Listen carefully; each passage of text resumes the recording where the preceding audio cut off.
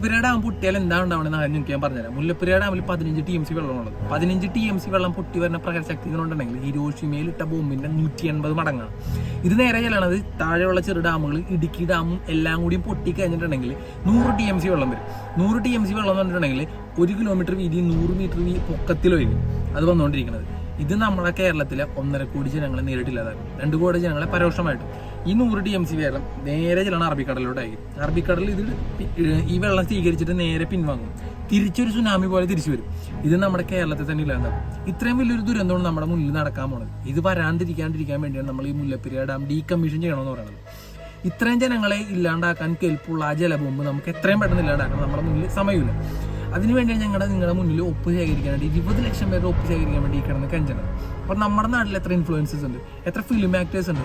ഇവരെല്ലാവരും കൂടി ഒന്ന് ശ്രമിച്ചിട്ടുണ്ടെങ്കിൽ നമുക്ക് ഈ 20 ലക്ഷം ഒപ്പ് എന്താണ് ഒരു ദിവസം കൊണ്ട് നടക്കില്ല. അപ്പോൾ അതിനുവേണ്ടി